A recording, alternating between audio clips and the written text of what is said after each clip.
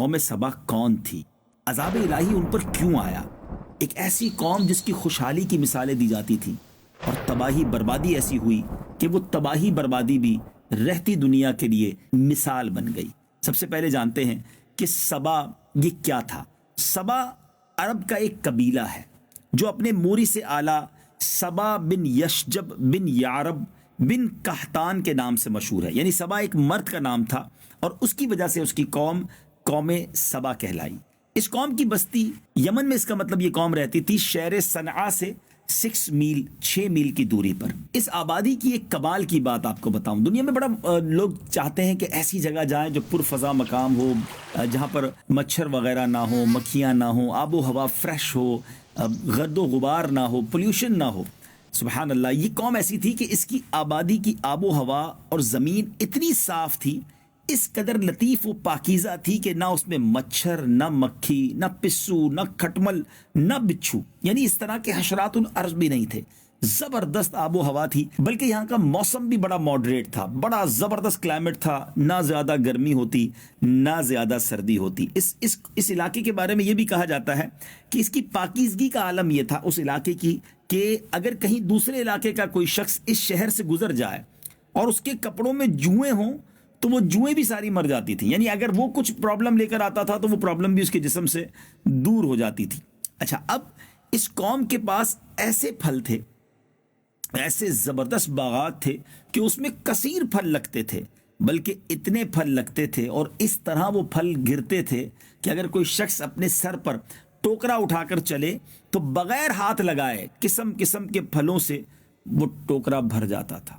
Imagine کریں، شاید آج تو دنیا میں ایسی جگہ نہیں ہے، یقیناً بڑے پرفضا مقامات ہیں، بڑے خوبصورت مقامات ہیں، اللہ کی شان اور اس کی قدرت کے نظارے آج بھی دیکھنے کو ملتے ہیں، مگر قوم سبا کو اللہ نے ایسی خوشحالی دی، ایسی آب و ہوا دی، اتنے زبردست پھل اور باغ عطا فرمائے، بڑے لوگ خوشحال تھے، آرام، سکون، پیشنس کی لائف تھی، بڑی زندگی کے مزے تھے۔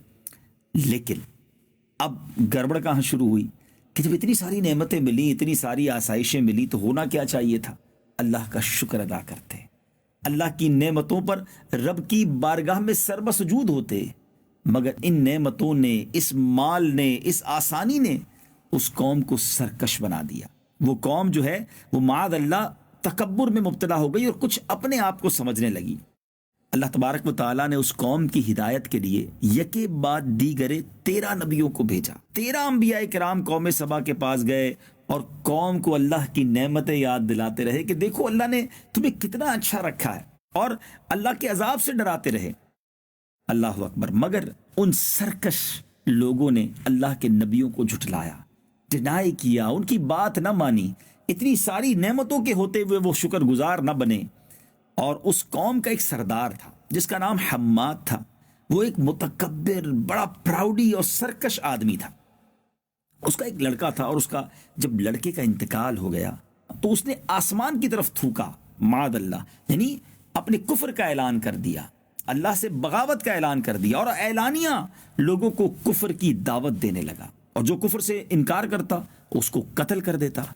اللہ عز و جل کے نبیوں سے نہایت بے ادبی، تکبر اور پراؤڈ والے لہجے میں کہتا کہ آپ لوگ اللہ سے کہہ دیجئے کہ وہ اپنی نعمتوں کو ہم سے چھین لے۔ آپ ڈراتے نا ہمیں کہ نعمتیں چلی جائیں گی اور یہ اللہ نے دی ہیں، ہم شکر نہیں کریں گے تو چلی جائیں گی، تو آپ کہیے رب سے وہ چھین لے ہم سے۔ یعنی وہ یہ سمجھنے لگا تھا کہ یہ سب کچھ ہمارا ہے، اللہ کا نہیں ہے۔ معاذ اللہ، کیسے چھینے گا، کیسے جائے گی یہ ساری مال و دولت، یہ آسائشیں، اتنی اچھی آب و ہوا، لوگ مثالیں دیتے ہیں آل اوور دا ورلڈ، اس علاقے کی جناب خوبصورتی کی مثالیں دی جاتی ہیں، سب ہم سے کیسے چھن سکتا ہے؟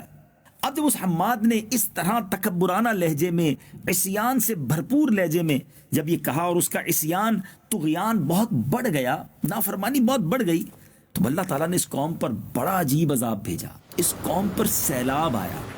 ناظرین، یہ سیلاب کیسے آیا؟ قوم سبا کی بستی کے کنارے پر پہاڑوں کے دامن میں بند باندھ کر، یعنی آج کل جو ڈیم بنائے جاتے ہیں کہ بڑے بڑے گیٹ لگا کر یا بڑی بڑی دیواریں لگا کر پانی کو روکا جاتا ہے اور اس پانی کا پھر استعمال کیا جاتا ہے، تو بڑے اچھے انداز میں بند باندھ کر ملکہ بلقیس نے 3 بڑے بڑے تالاب نیچے اوپر بنا دیے تھے تاکہ پانی سٹور رہے اور اس قوم کے کام میں آئے۔ مگر اللہ کی شان دیکھیں، ایک چوہے نے اللہ کے حکم سے اس بند کی دیوار میں سوراخ کر دیا.